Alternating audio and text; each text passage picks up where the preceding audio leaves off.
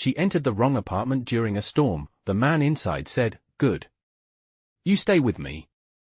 Hello everyone. Before we begin today's story, I have a small favor to ask.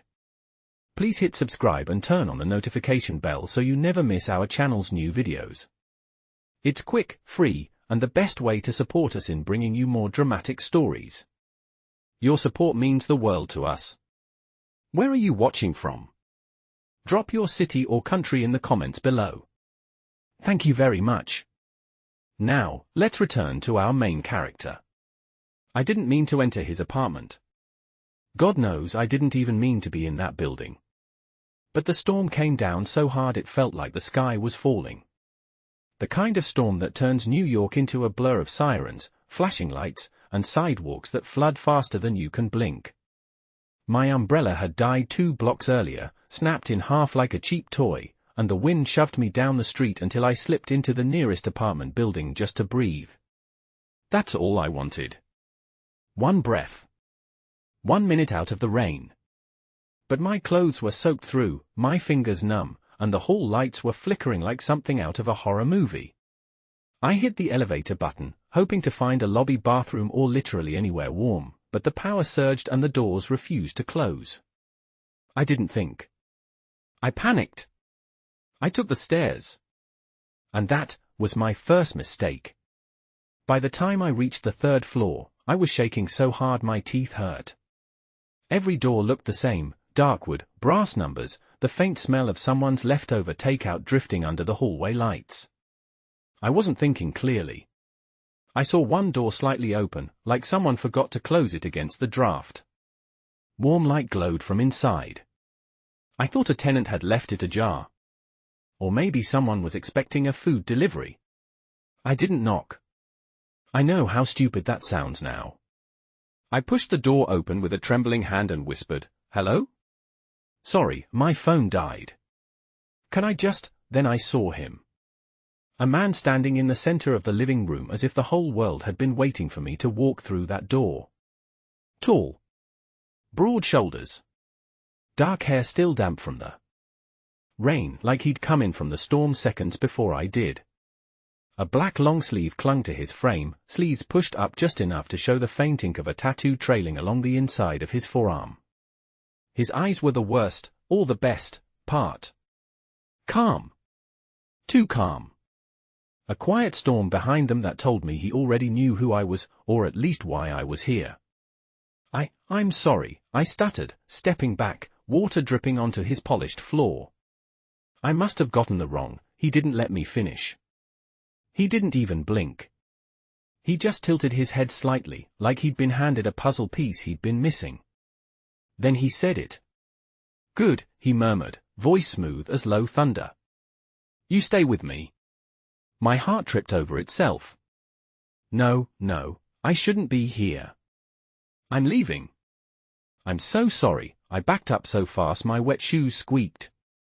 But behind him, I noticed something that froze me mid-step, 2 shadows shifting near the hallway. 2 men. Larger than him. Suits. Silent. Watching. And suddenly the warm apartment didn't feel warm anymore. It felt like the center of something dangerous. Something I'd stepped into by accident. Something that now had its eyes locked on me. He took 1 slow step forward. Not threatening. Not rushing. Almost deliberate. You walked in at the perfect moment, he said softly. You're safer in here than out there. Trust me. Trust him? I didn't even know his name. And yet my body told me to stop running. Like some invisible line had wrapped around my ankles the second I crossed that doorway. What do you mean, safer? I whispered. His gaze flicked to the door behind me. Then to the stairwell. Then back to me. Someone's been following you since you entered the building. My blood turned to ice. I didn't believe him until I heard it. A slow creak. Footsteps on the stairwell. Getting closer. The man's voice dropped to a low command. Close the door, Elena. I didn't remember telling him my name. But the way he said it made me obey before I could think. The latch clicked shut. The storm howled outside. And I realized I had just walked into the wrong apartment and the wrong man's world. For a second, I could not breathe. I stood there in the doorway of his apartment, dripping water onto his polished floor, listening to the storm slam against the windows like a living creature trying to get in. The footsteps on the stairwell grew louder, slow and deliberate, each one echoing through the hallway like a warning. The man in front of me, the one who knew my name without permission, did not even look afraid. He looked aware. Prepared. Like danger was something he lived with the way other people lived with noisy neighbors. Dante Morello. I did not know his name yet, but something in the calm way he spoke told me he was used to people following him, watching him, chasing him. But why would anyone be following me? I was nobody. A girl who worked at a used bookstore and paid rent 3 days late every single month. I pressed myself further into the apartment without meaning to. It felt instinctive, like stepping closer to a fire because the cold behind you bites harder. The door clicked shut behind me, sealing out the hallway and whatever was creeping up those stairs. The lights flickered once from the storm. His 2 men in the back shifted their weight but kept their hands near their jackets. I suddenly understood they were armed. Armed. In a Manhattan apartment. My lungs tightened. Why would someone follow me? I whispered. Dante walked past me toward the door, listening. Not with his ears, but with something deeper, something trained. People do not get followed for no reason, he said quietly. Not in this building. I do not understand. I do not even live here. I walked in by mistake. Yes, he said, turning his head toward me, you walked into the wrong apartment. But you did not walk into the wrong moment. His gaze held mine, steady and unblinking. The storm crackled through the windows, lightning briefly illuminating the sharp lines of his face. Who are you? I asked, forcing the words out through a dry throat. He paused. Someone who does not like surprises. Someone who does not like strangers on his floor. Someone whose enemies watch every inch of this building because they think they can get to him. His voice lowered, the air tightening. Tonight, they saw you enter. They think you belong to me now. My heartbeat crashed into my ribs. I do not belong to you. He did not smile. He did not frown. He simply existed with the kind of gravity that made lying impossible. That is not what they believe, he said. He nodded to one of his men, who moved to the peephole, watching. If you walk back into that hallway now, they will not ask questions. They will not care that you entered by mistake. They will take you because they think I care enough to come after you. A chill went through me that had nothing to do with the rain. But you do not care, I whispered, unsure if I wanted the answer. Dante turned toward me fully for the first time. His eyes were dark, too dark for the dim apartment, too steady for a man talking about danger in such a casual tone. I do not know you, he said. But you were followed here. And that makes you my problem. My breath hitched. My problem. 2 words that sounded like a warning and a promise at the same time. There was a sudden thud in the hallway. Not footsteps this time. Something heavier. His men reacted instantly, moving to the door, hands slipping inside their jackets. I stumbled backward until my shoulder hit the edge of his kitchen counter. Dante raised a hand, stopping his men before they opened the door. They are testing us, he murmured. Seeing if we come out. He walked toward me, slow, controlled. The storm outside roared, the lights flickering as another streak of lightning tore across the sky. You need to stay out of sight, he said. Just until they leave. Where? I asked, my voice barely making it out. He gestured down the hallway to a room lit only by a warm amber lamp. Go. I did not move. He studied me for a beat, then stepped closer until he was a breath away. He smelled like rain and smoke and something colder underneath. Elena, he said softly, if they see your face again, they will not forget it. So you will go into that room. Now. Something in his tone unraveled my resistance. I slipped past him, my arm brushing his for the briefest second. A spark darted up my skin. I reached the room and stepped inside. It was quiet, warm, strangely peaceful. A leather jacket hung over a chair. A half-finished drink sat on the nightstand. But what caught me was a photograph on the dresser. A young boy, maybe 10, smiling wide with the same dark eyes as Dante. Before I could look closer, Dante appeared in the doorway, watching me. Rain thundered against the windows behind him. He lowered his voice. "Stay here, Elena. No matter what you hear." I swallowed hard. "What are you going to do?" His eyes held mine, steady, unshaken. "Handle what followed you." Then he closed the door. And I realized that for the first time since the storm began, I was more afraid of losing the barrier between me and him than of anything waiting outside. I stood in the dim room exactly where Dante had left me, my body rigid with the kind of fear that wraps itself around your spine and refuses to let go. The storm outside crashed against the windows in angry sheets, but it was nothing compared to the storm moving just outside the door. I pressed my ear closer, barely breathing. His voice was low, controlled, almost bored as he spoke to the men in the hallway. I could not make out the words, just the rhythm of authority in every syllable. His tone alone could make a person decide whether they lived or disappeared. Then silence. Thick, heavy silence. Not peaceful. Suspended. I moved back from the door, unable to stop staring at the photograph on the dresser. The boy in the picture had Dante's eyes, the same dark shade that could freeze the world or warm it depending on the moment. He looked younger than 10, smiling like he had no idea what danger looked like. I reached out without thinking, tracing the edge of the frame. Behind me, the door opened. I spun around.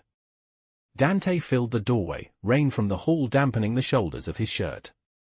His expression was unreadable, but something sharp lingered in his eyes, something that had not been there before. "Do not touch that," he said quietly.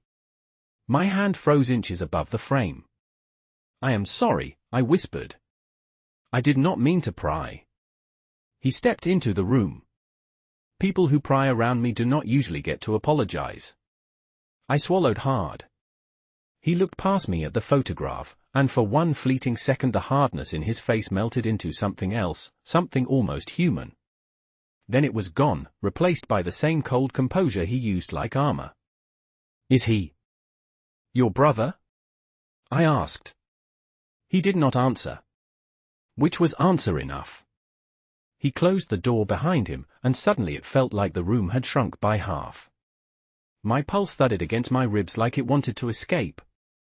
"Who was out there?" I asked finally. His jaw tightened. "People who thought you were leverage.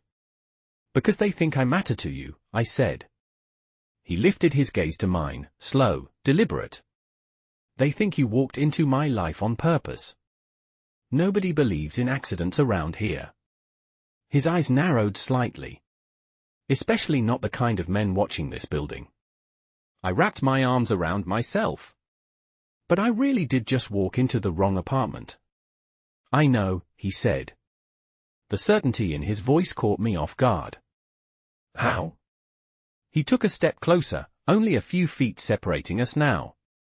"Because people who come for me do not tremble," he said. "People who come for me do not smell like rain and bookstore dust. And people who come for me do not stare at family photos like they are trying to understand the person behind them." My breath hitched. He had noticed everything. "They were waiting for you," he continued. "They saw you enter this building alone. They followed you up the stairs. They were looking for a weakness. Tonight, they decided it was you." "But I am not your weakness," I whispered. He exhaled, almost a laugh, but not quite. "Not yet," he said. The word sank into my skin like heat. I felt the room tilt, just slightly. Dante moved past me and picked up the leather jacket draped over the chair.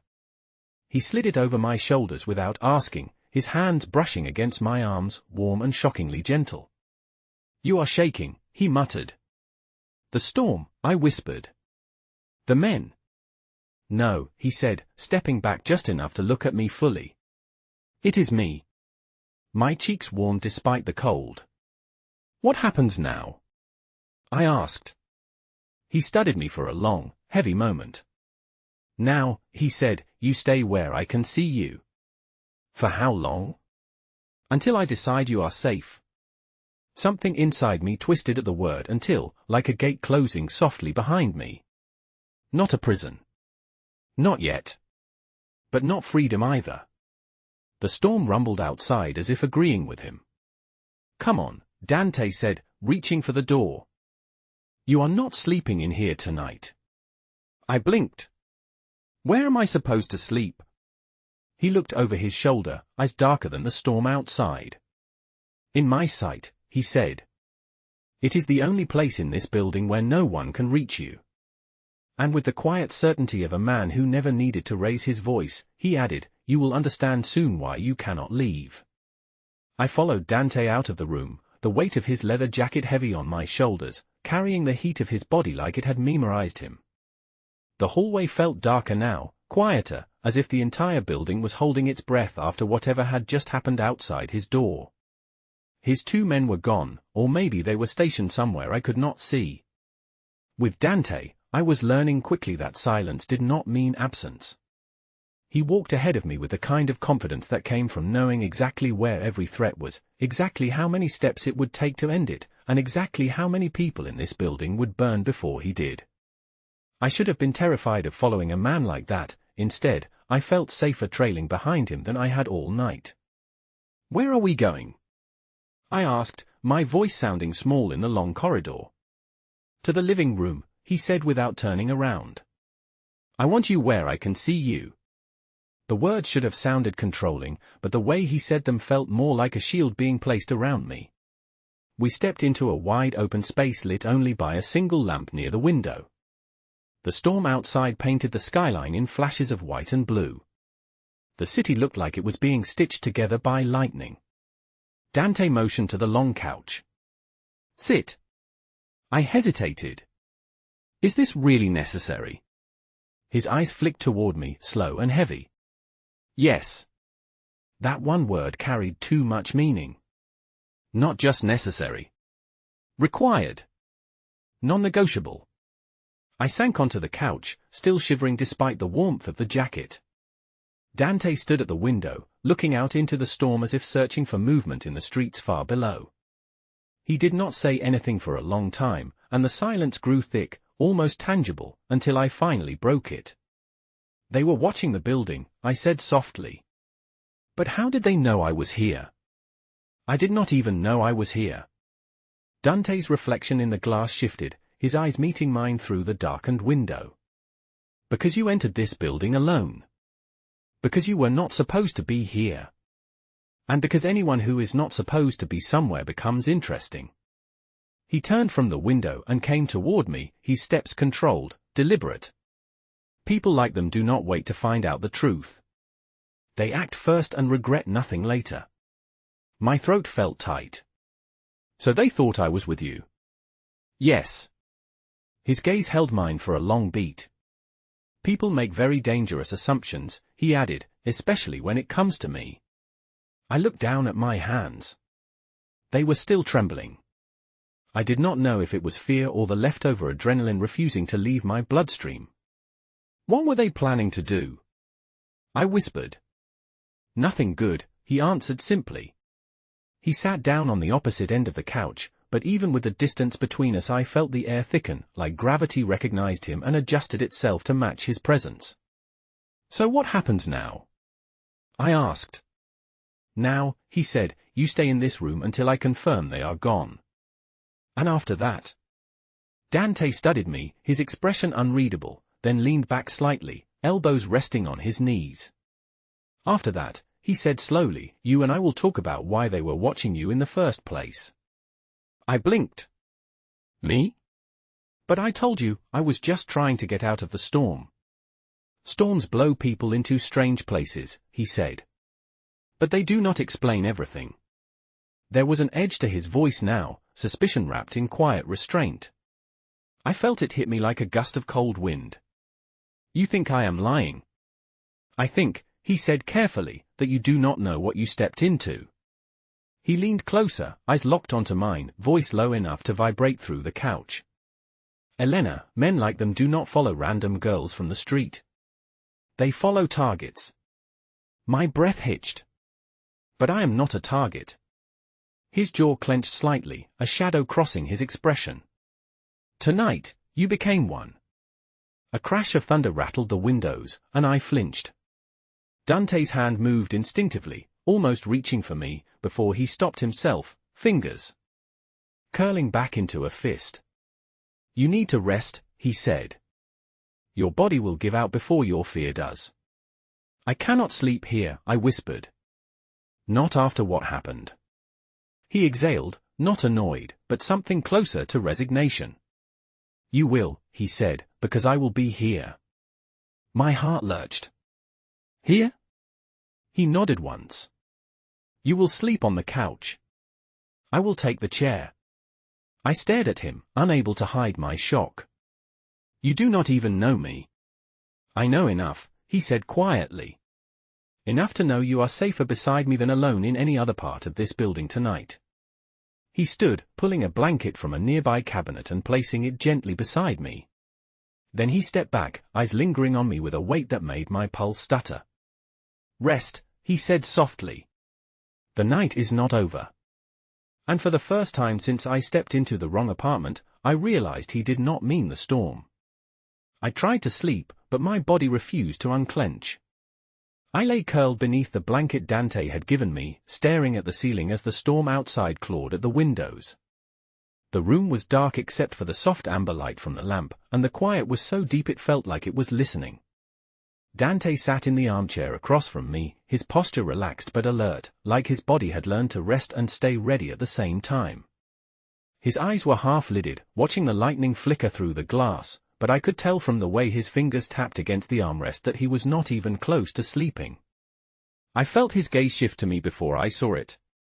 He had a way of looking without moving, like every sense he had was sharpened past normal human limits.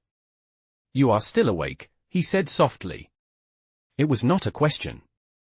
Hard to sleep after all of that, I whispered. Hard to sleep when you are being watched. I am making sure nothing comes through that door. And if it did? He leaned back, crossing one ankle over his knee. Then I would handle it. I believed him. I should not have, but I did. I watched the shadows dance across the floor as another bolt of lightning split the sky. My voice came out smaller than I intended. Those men. What did they want exactly? Dante's eyes flicked toward me, studying every part of my face as if he were weighing what I could handle. Attention, he said finally. A chance to push. Push what? My patience. My boundaries. My control of this building. He exhaled slowly. People have been testing my limits for a long time, Elena. Tonight just happened to be one of those nights. My fingers twisted in the blanket. But why bring me into it? Why assume I am anything connected to you? Because enemies of mine do not need truth, he said. They only need a story. And tonight, they chose to write you into it. My stomach tightened. And now I am stuck in it. Dante gave a single nod, not cold, not harsh, but honest. For now. My mind raced in circles until something inside me finally snapped. You think I am hiding something, I said, meeting his gaze with more strength than I felt. You think I walked in here on purpose, that I am connected to all of this somehow. But I told you the truth. I was trying to get out of the storm. That is it. I know you were not lying, Dante said quietly. That stunned me. Then why do you keep looking at me like you are waiting for something else? His jaw tightened as if I had hit a nerve he did not expect me to touch. Because you are not the only one who does not understand how you ended up here, he admitted. And I do not believe in coincidences. I opened my mouth, then closed it again, There was a kind of gravity pulling the truth out of both of us tonight. The storm outside did not help, the thunder made the apartment feel like a sealed container about to shake apart. Dante shifted in the chair, elbows on his knees, eyes never leaving me. "Tell me something," he said.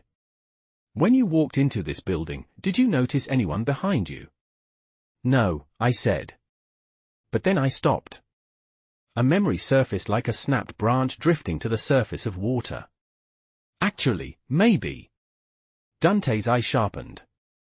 "Describe it." "I heard footsteps behind me when I ran in from the rain. I thought it was just another tenant trying to get out of the storm."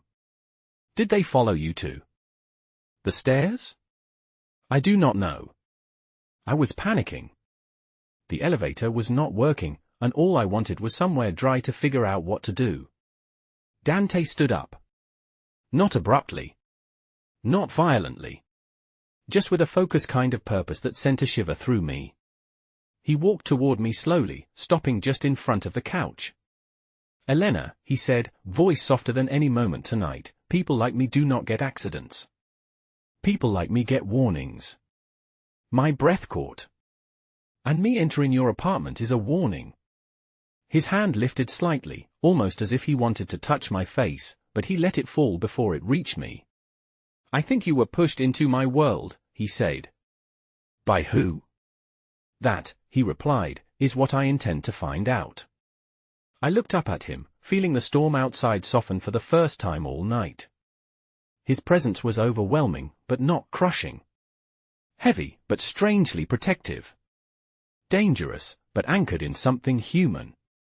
"Dante," I whispered, "what if I do not want to be part of your world?" His eyes held mine with a force that made the air shift. "Then you should not have walked into my door," he said.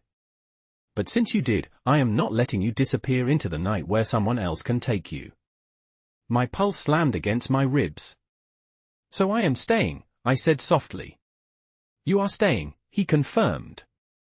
"Until I decide the danger that followed you is gone." Lightning flashed behind him, casting his silhouette in stark white. In that moment, I understood something with a clarity that pulled all the air from my lungs. He was not asking. He was declaring. And my life, as I knew it, was already gone. I did not remember falling asleep. One moment I was staring at the ceiling, listening to the storm fade into a distant growl, and the next I was waking to the soft sound of footsteps somewhere in the apartment. For a second I did not know where I was. The couch, the blanket, the faint smell of leather from the jacket Dante had placed around me, all of it blurred together until the memories of the night crashed back in. The wrong apartment. The men in the hallway. Dante watching me with that unreadable mix of calculation and something I still could not name. I pushed myself up, blinking sleep from my eyes. The lamp was still on, casting warm light across the room. The storm had quieted, leaving behind a heavy stillness that pressed against my ribs. Dante was gone from the chair. I felt the absence immediately, like a shift in the air. I stood and moved toward the doorway, wrapping the blanket tighter around myself. The apartment was dim but no longer dark. The hallway lights were on, faint but steady. I stepped slowly into the corridor, scanning for any sign of him. Then I heard voices. Low, tense, carrying from the kitchen. I followed the sound until I reached the doorway and peered inside. Dante stood near the counter, his back to me, speaking quietly to one of his men, a tall man with sharp eyes and a scar across his eyebrow. They spoke too quietly for me to understand the words, but the tone was clear. Something had happened. Something connected to me. The man nodded once, said something that made Dante's shoulders tense, and then left through the side door. Dante stayed where he was, bracing his hands against the counter, head lowered slightly. I had never seen him look anything but in control. This was different. I hesitated before stepping into the room. Dante. His head lifted immediately. He turned toward me, and whatever emotion I had glimpsed vanished behind the calm, controlled mask he wore so naturally. You should be sleeping, he said. I woke up, and you were gone. He studied me for a moment, his gaze lingering on the blanket wrapped around me. "You slept longer than I expected," he said quietly. "Your body needed the rest." I took a slow breath. Who was that man? And what were you talking about? Dante leaned back against the counter, crossing his arms. One of my security team. He had information about what happened last night. My heartbeat quickened. About the men in the hallway. About the man who followed you in from the street, he corrected. The room felt colder instantly. So there was someone following me. Yes, Dante said. He came into the building less than 30 seconds after you did. Cameras caught him entering. He stayed 2 floors below you for almost 15 minutes. My voice wavered. Waiting.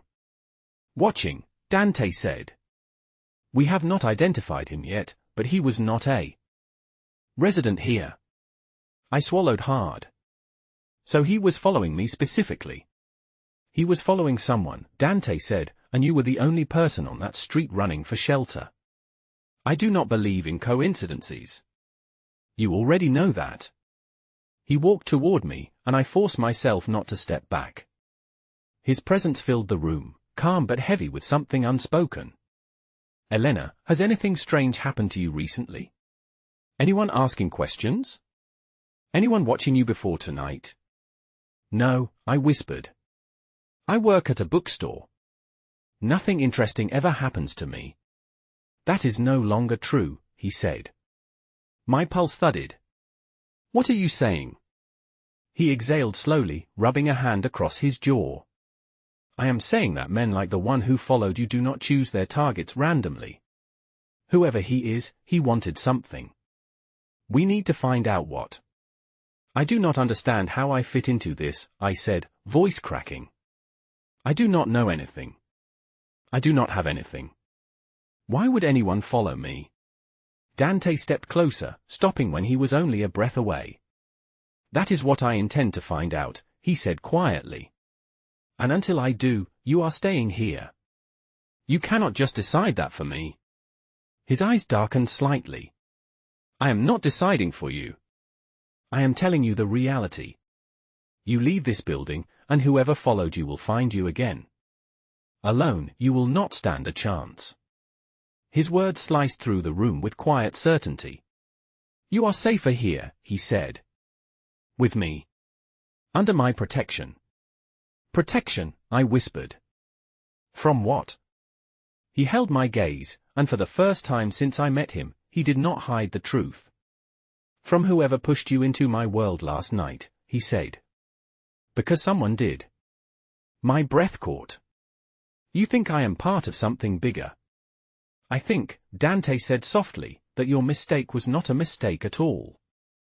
The room felt impossibly small, impossibly full. Outside, the storm had finally stilled, leaving the city muted and waiting. Inside, Dante's eyes held mine with a gravity that pulled every answer I did not yet have to the surface. Elena, he said, voice low, your life changed the moment you walked through my door. And we are only beginning to understand why. The way Dante said those words stayed with me long after. The silence settled between us. Your mistake was not a mistake at all. It kept echoing in my mind as he moved through the apartment, checking locks, checking windows, checking shadows like danger could fold itself into the walls. Maybe it could. Maybe it already had. I followed him without meaning to, drawn the way a frightened animal follows the only steady sound in the dark. The blanket still hung around my shoulders like a reminder of how easily he had stepped into the space between fear and comfort. Eat something, Dante said suddenly, pulling open a cabinet and setting a glass on the counter. You have not had anything since yesterday. It was true, but hearing it from him made a strange warmth flicker in my chest. I am not hungry, I murmured. You need to keep your strength, he replied, pouring water into the glass and sliding it toward me. Fear burns energy faster than people realize. I am not afraid, I said, even though both of us knew that was not true. Dante lifted one eyebrow. You have been afraid since the moment you stepped into this building. He was right. I hated that he was right. But there was something else too, something beneath the fear, something I could not name without unraveling myself. I took the glass. Thank you. His gaze moved to the blanket around my shoulders. Keep that for now. The apartment is colder near the windows. He said it casually, but it carried the same unexpected gentleness he had shown when he placed it around me in the first place. The gentleness that did not match the weapons hidden in the apartment or the men who watched him like he was a loaded gun. I finally forced myself to ask what had been clawing at my mind since the moment I woke. That man who followed me, do you think he will come back? Dante leaned against the counter, arms crossed, eyes locked on mine. Men like him do not stop because they lose sight of someone. They stop when they get what they want. My stomach tightened. But he did not get anything from me. He did, Dante said quietly. He got your face. He got the fact that you were alone. He got the fact that you walked into my building. The words chilled me more than the storm ever could. So now I am a threat, I whispered. No, Dante said, stepping closer. You are not a threat. You are leverage. My breath caught at the word. And leverage is worse, he continued. Because leverage gets taken. A tremor ran through me, and before I could hide it, Dante noticed. His voice softened in a way that made my pulse jump. Elena, he said, I will not let anyone touch you. Do you understand? I should have stepped back. I should have told him he did not know me well enough to make promises like that. But something in the steadiness of his voice rooted me to the ground. Why? I whispered. Why protect me? You said you do not believe in coincidences. He held my gaze, and for the first time I sensed hesitation behind his eyes, like he was choosing his words carefully. Because someone wanted you scared last night, he said. Someone wanted you running. Someone wanted you to end up somewhere you did not belong. His voice dropped lower. And that makes you part of my world whether you meant to be or not. My heart hammered in my chest. But you said you think someone pushed me into your life. You think it was planned. I think, Dante said, stepping closer until he stood only inches away, that someone knew what they were doing when they put you in the path of my enemies. But why me? I whispered. I do not know anything. I am nobody. Dante lifted his hand slowly, as if giving me time to pull away, and brushed a strand of hair away from my cheek. The touch was barely there, but it still felt like the world held its breath. You are not nobody, he said softly. Not to the people who followed you. And not to me. My breath stilled in my throat. Dante, he shook his head once, as if dismissing a thought he did not trust himself to speak aloud. Then he stepped back, the space between us cooling instantly. You should eat, he said again, voice steadier now. I need you clear-headed for what comes next. What comes next? I asked. He looked at me with an intensity that felt like a promise and a warning at the same time. In the morning, he said, we find out who you really are to the men. Who followed you? He paused, letting the words settle deep in the air between us. And why they thought taking you would break me. Morning arrived slowly, heavy and grey, as if the storm had not fully decided whether it wanted to leave. I woke on the couch again, wrapped in the same blanket, the faint scent of leather clinging to my skin like a memory. For a moment I forgot where I was. Then everything hit me at once, the wrong apartment, the man in the hallway who followed me, Dante's voice telling me someone wanted me scared, someone wanted me running, someone wanted me to end up exactly where I did not belong.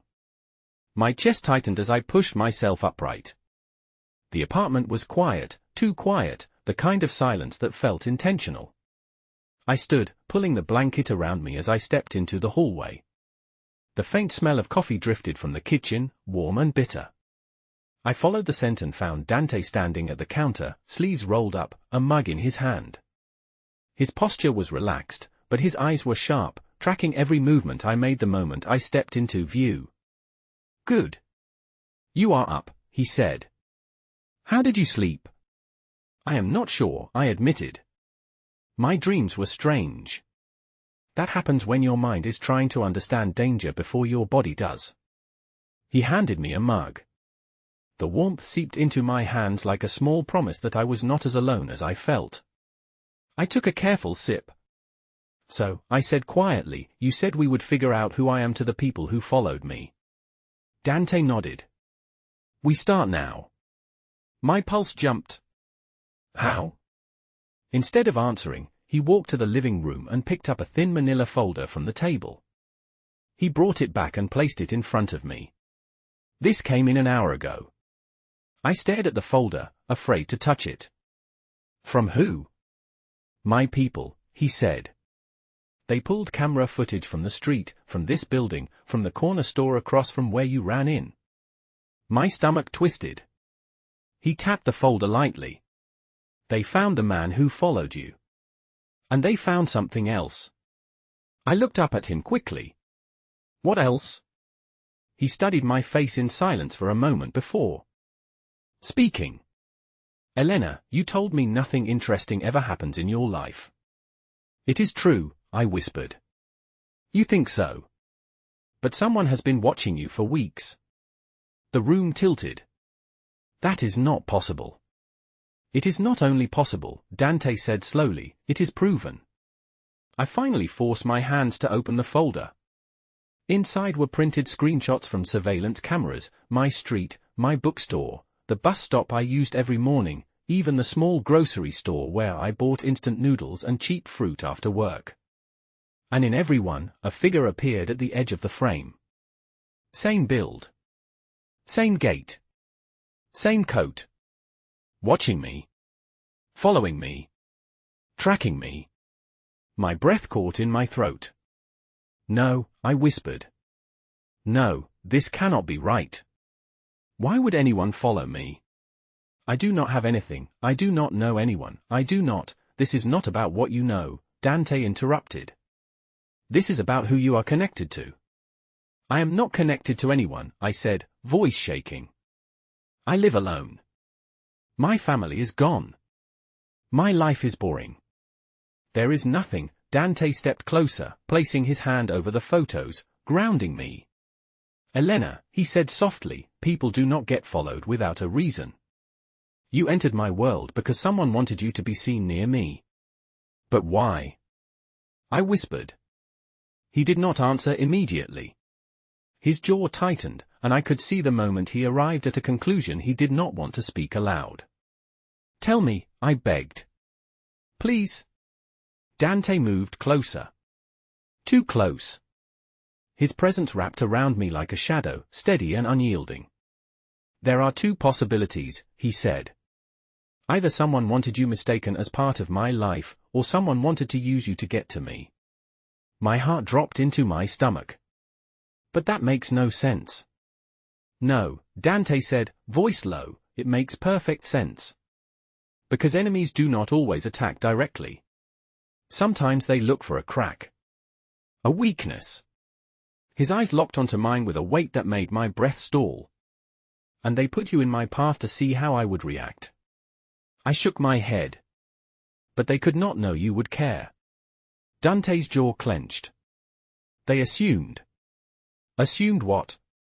He held my gaze, and the truth in his eyes was something I did not understand, something too sharp and too human. Assumed, he said quietly, that I would not let anything happen to you. My breath caught. Not because of fear.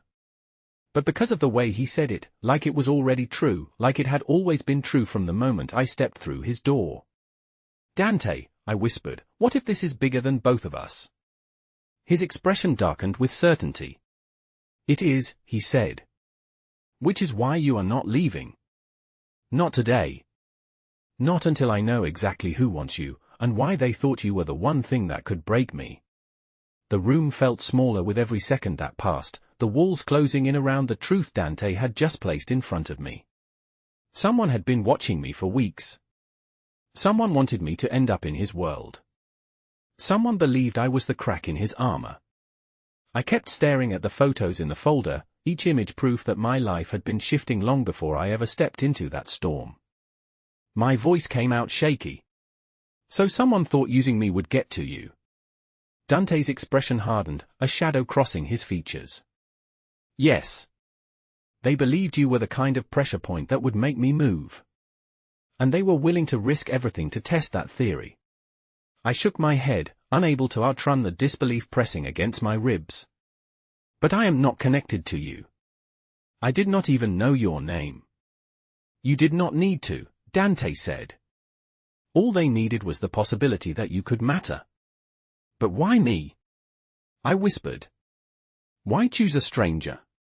He looked at me with a depth I did not know how to survive. Because strangers are easier to sacrifice. A chill spread through me.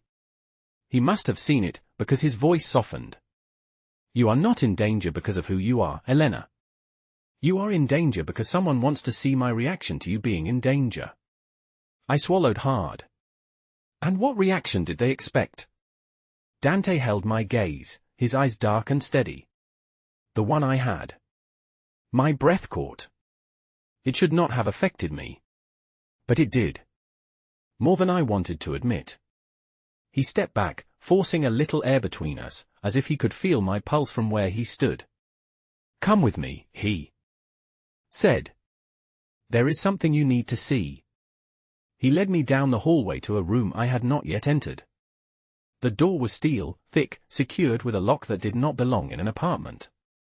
He pressed his hand to a biometric pad, and the lock clicked open with a heavy sound that made my stomach twist. Is this where you keep secrets? I asked. This is where I keep answers, he replied. The room inside was cold, filled with screens, monitors, and surveillance feeds, every floor of the building, every entrance, every stairwell. This was not a home, it was a fortress disguised as an apartment. One screen showed the street corner where I had run in from the storm.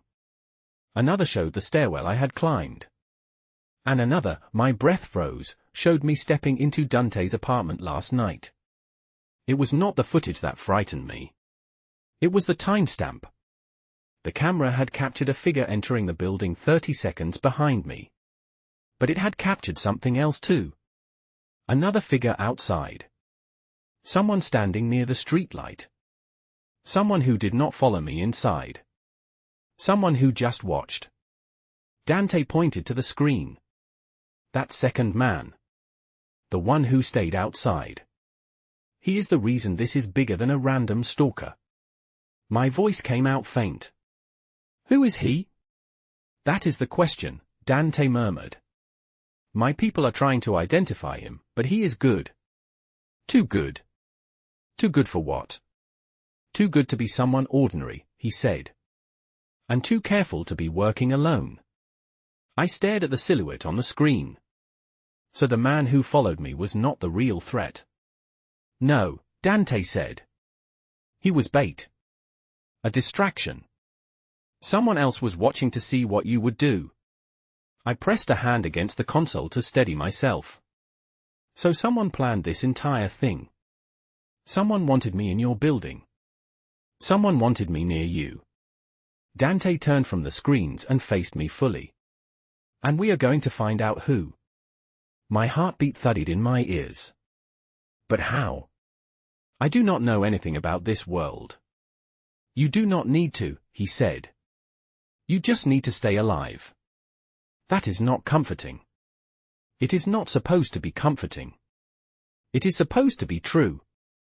I looked back at the footage of myself entering his apartment. A stranger stepping into a stranger's world. A wrong turn that was not wrong at all. Dante, I said quietly, what if they planned more than just last night? Something flickered in his eyes. Recognition. Agreement. And something darker. I think they did, he admitted. I think they planned everything. My pulse jumped. What do you mean everything? He stepped closer, lowering his voice to something that made the air tighten. I think someone chose you, Elena. Not by accident. Not by chance. His gaze did not waver. Someone chose you specifically to break into my life. And now that you are here, his jaw tightened. They are waiting to see what I will do to keep you. I stared at Dante, the weight of his words sinking into my bones like cold water. Someone chose you. Chose you specifically to break into my life. My mind kept repeating the same question, why me, why me, why me? I wrapped my arms around myself, trying to steady my breath. You keep saying someone chose me, I whispered. But you still have not told me what that actually means. Dante did not answer immediately. He exhaled slowly, like he was preparing himself to say something he did not want to speak out loud. He turned back toward the wall of screens, the glow from the monitors outlining the sharp angles of his jaw. It means, he said finally, that someone out there knows more about you than you know about yourself. A chill crawled up my spine. That is impossible. No, he said, eyes never leaving the footage, it is exactly how this world works. People study you. They learn your habits. Your routines. The paths you walk every day. And then they wait for the moment you are most vulnerable. The moment you will make the exact choice they need you to make. You are saying someone predicted I would enter your apartment. Not predicted, Dante corrected, turning toward me. Engineered. The word cracked something inside me. Engineered, I repeated, barely able to say it. How do you even engineer something like that? Dante stepped closer, his voice low and steady. You take an ordinary life. You shake it just enough. You create fear. You create confusion. You create a storm, literal or otherwise, that makes someone run without thinking. His gaze locked onto mine. And then you make sure the nearest open door is the one they need to walk through. My breath caught. Dante, do you think the storm was real, he said. But everything else about your night? No. Someone nudged the pieces into place. Someone made sure you entered this building at the exact moment their people were watching. But who? I whispered. Who would do something like this? Dante did not break eye contact. Someone who wants to test me. Someone who wants to see how far they can push before I push back. The room felt darker suddenly, as if the shadows were listening. I forced my voice to stay steady. What if the real goal was not to get to you, but to get to me? A long silence followed. Then Dante said quietly, that is what I am afraid of. My heart thudded painfully. Why would anyone want me? He took another step toward me. Because they think you are important. I am not. You are, he said immediately, with a certainty that felt like a hand closing around mine. Not because you walked through my door. But because someone wanted you to. I swallowed hard. You think I have some kind of connection to this world, but I do not. My life is simple. I work, I go home, I read, I go to bed. And yet someone believed you mattered enough to be watched for weeks, he said, shaking his head. People like that do not waste time on strangers without purpose. So you are saying I am connected to something dangerous. I am saying, Dante said, that you were placed in the middle of something dangerous. And I need to know why before it is too late. He moved past me, grabbing another folder from the table and handing it to me. Look at this. My fingers trembled as I opened it. More photos. More screenshots. But these were closer. More deliberate. Someone had taken pictures of me up close, walking to work, locking up the bookstore, buying groceries, sitting alone at a coffee shop. My hand shook so badly the pages rustled like leaves in a storm. Who took these? I whispered. Someone who wanted to understand your life, Dante said. Someone who wanted to know your patterns. Patterns for what? For positioning, he replied. For leverage. For pressure. My stomach twisted. But why would anyone think I could pressure you? His voice dropped lower. Because someone out there thinks I would protect you. He said it like a confession he could not take back. I felt the air leave my lungs. Why would they think that? Dante's eyes stayed locked on mine, dark, heavy, unflinching. Because I did. The room went still. Completely still. I could not breathe. Could not think. Could only hear the echo of those words, vibrating through my chest. Dante, he took another step toward me, and the space between us cracked like an electric current. Whatever they planned, whatever they wanted, whoever they thought you could be to me, his voice lowered, like he was speaking only to me, and the shadows dared not interrupt. They were right about one thing: I will not let anyone take you. My pulse skittered. But what if taking me was their plan all along? He stared at me, the truth settling deep in his gaze. Then I will destroy the plan. He leaned in slightly, close enough for me to feel the warmth of his breath. And anyone behind it. My heart slammed into my ribs. But you still do not know who they are. Not yet, Dante said. But I will. He reached out, gently taking the photos from my shaking hands. And until I do, Elena, there is only one thing you need to understand. I swallowed. What is that? His voice dropped to a quiet, unbreakable promise. You are not leaving my side.